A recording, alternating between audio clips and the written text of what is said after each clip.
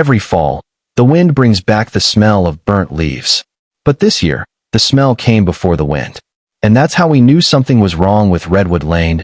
There's something different about fall in small American towns. The air turns sharp, pumpkins show up on every porch, and the trees, God, the trees, burn red and orange before dying quietly. Maple Hollow was one of those postcard towns. Old brick library, a single gas station, and a church bell that rang every Sunday whether anyone showed up or not. I'd lived there my whole life.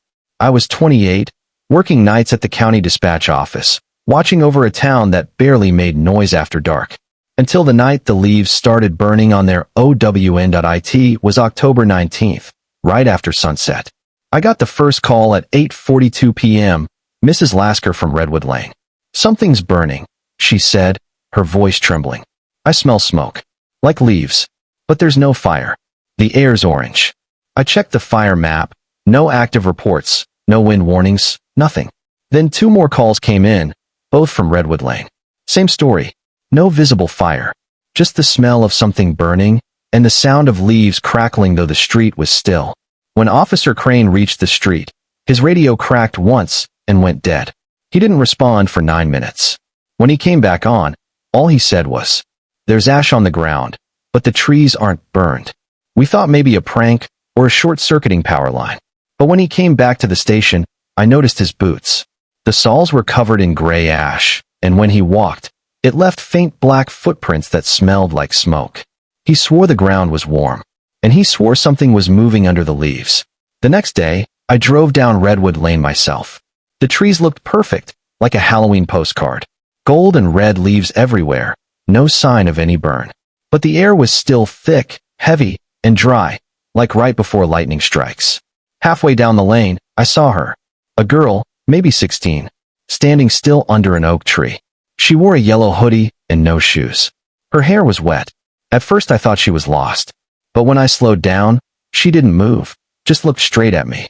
Her eyes were gray, flat, like she hadn't slept in days. I rolled down my window. "You okay?" She didn't answer. Then she pointed behind me. I looked in the rearview mirror. Nothing but leaves swirling across the road. When I turned back, she was gone. 2 nights later, Redwood Lane caught fire for real. Or at least that's what it looked like. People called in saying the trees were glowing from the inside. Orange light pulsing through the bark like veins. Fire crews arrived. No heat, no flames, but when they touched the ground, the soil sizzled. By morning, the lane was closed. The county labeled it unstable land due to underground heating. Bullshit. Because I saw it myself that morning. A perfect circle burned into the center of the road, about 12 feet wide. Not black, not scorched. Just gone. Like the asphalt had been erased. And in the middle of that perfect ring lay a single shoe. Yellow, melted into the pavement. My friend Liam worked at the local records office. He's the kind of guy who spends Halloween reading crime reports for fun. When I told him about the girl and the burn mark, he froze. "You didn't say Redwood Lane, did you?" "Yeah." He dug through a drawer, pulled out a manila file. 1968, he said. A whole family burned alive there. They called it the Harvest Fire. The house stood where that circle is now. How'd it start? Nobody knows. They said it began under the ground. By the time the fire trucks came, there was nothing left but smoke and leaves. No remains, no ashes. Just the smell of burnt wood that never went away. That night, Liam called me again. His voice was shaking. "I found something else," he said. "Old sheriff tapes. The family, Burks, they had a daughter. 16 years old. Guess what she was wearing when she died?" My mouth went dry. A yellow hoodie. He sent me a digitized audio clip from the night of the fire. You could hear sirens, shouting, then something faint in the background. A girl crying, then whispering, over and over, "Don't rake the leaves. Don't rake the leaves. Don't rake the leaves." Then static, October 23rd. The air turned wrong again. Still and heavy, no sound but the rustle of leaves. At 9:11 p.m., I got a call from Officer Crane. He was back on Redwood Lane. "Something's moving in the trees," he said. "They're not falling, they're rising." I listened over the radio as the wind picked up. Leaves scraping against the mic, the crunch of boots, his breathing turning frantic. Then, a voice. Soft. Female. Close to the radio. "Why did you bring them back?" Static. Screaming. Then nothing. They found Crane's cruiser the next morning at the edge of the lane. The windshield was covered in wet leaves. Inside, the seats were soaked, like rain, but it hadn't rained that night. And there, in the passenger seat, was a folded piece of paper. A page torn from the town's 1968 school yearbook. The photo of a smiling girl in a yellow hoodie. Name, Clara Burke. And written across the page in ash-gray letters. It's almost fall again. The town pretended nothing happened. The sheriff blamed vandalism. The local news didn't cover it. Redwood Lane was officially closed for maintenance. But I still drive past it every night after work. And I swear, the smell of burnt leaves starts earlier every year. This morning, I saw something new. A rake leaning against the road closed sign.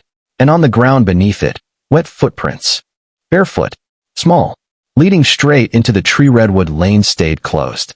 Barricades, county signs, unsafe ground. But we all knew that was bullshit. Every night the air around it shimmered. Like heat rising from asphalt, even when it was freezing out. I couldn't stay away.